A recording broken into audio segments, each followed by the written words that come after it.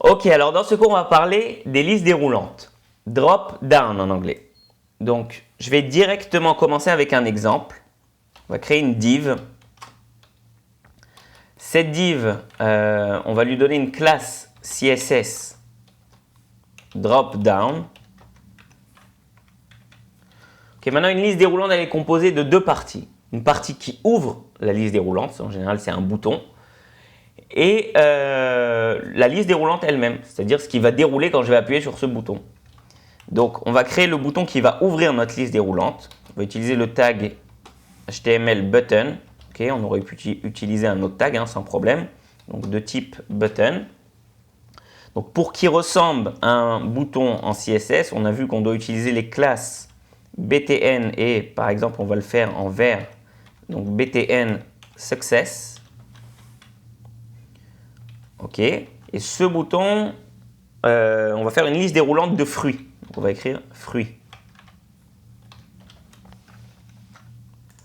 Voilà. Maintenant, pour que ça soit un bouton de la liste déroulante avec Bootstrap, on doit lui rajouter deux choses. Première chose, une classe CSS qui va s'appeler dropDownToggle. Je n'écris pas. Voilà. Ici, dropDown-toggle. Et en plus de ça, je vais devoir ajouter une deuxième chose. C'est un nouvel attribut HTML qui va s'appeler data-toggle. Et je vais lui donner la valeur dropDown. Ok? Et maintenant, on va écrire notre liste déroulante. Le menu qui déroule. Donc, en général, c'est une liste. On va utiliser le tag HTML pour faire une liste désordonnée, UL. Et dedans, on va mettre des éléments. Donc, en général, on va mettre des liens, ok, parce que chacun des éléments renvoie vers quelque chose. On va faire href. Voilà. Alors, notre premier fruit, on va mettre banane. Voilà. Deuxième fruit, on va mettre pomme.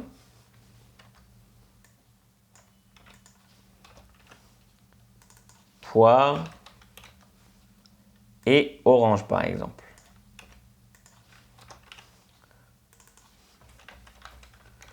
Ok, donc voilà notre liste. J'ai oublié de spécifier. Alors, ici, on doit spécifier que c'est la liste qui va dérouler. Comment on va faire ça? On va tout simplement, ici, sur notre liste, utiliser la classe CSS drop-down menu. Ok, donc voyons voir ce que ça donne. Et voilà notre bouton. Et quand je clique dessus, il ouvre notre liste déroulante.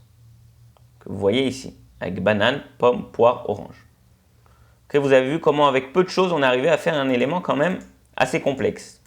Okay, d'une liste déroulante. Une autre petite chose, si vous voulez par exemple, vous savez en général on aime bien mettre pour montrer depuis l'extérieur, quand c'est fermé, que c'est une liste déroulante, on met un petit triangle ici. Donc pour mettre ce petit triangle, on va aller après le mot fruit et on va utiliser span, le tag span, parce qu'il est inline, c'est-à-dire qu'il va rester à la suite, il ne va pas aller à la ligne. Et on va lui donner la classe caret, C-A-R-E-T. Ok? J'enregistre.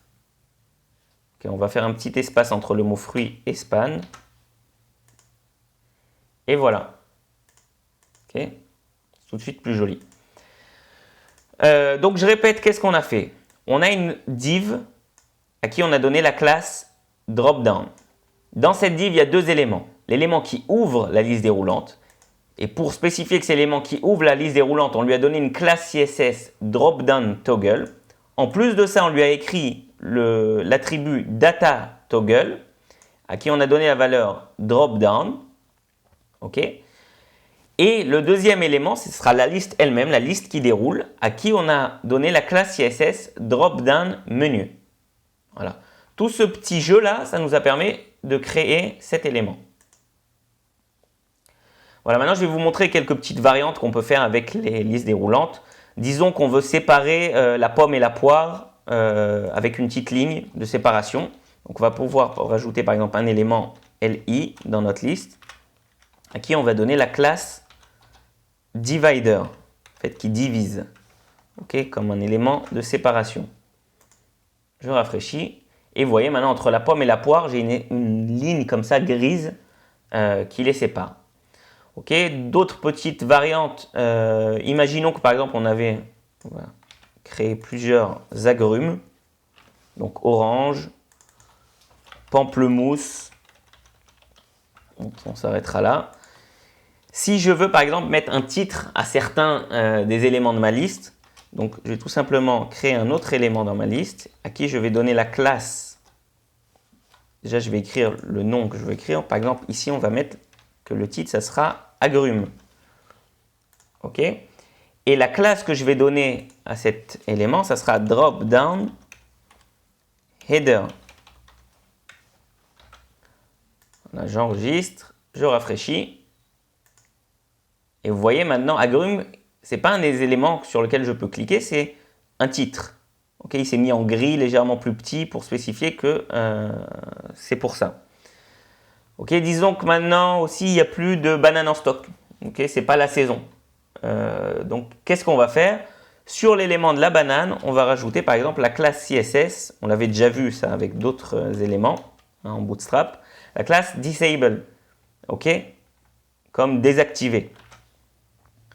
Et si je rafraîchis, vous voyez que le mot banane, quand je passe dessus, ben déjà on voit ce curseur rouge là. Et en plus, tout simplement, il est écrit en grisé comme ça pour signifier que c'est désactivé.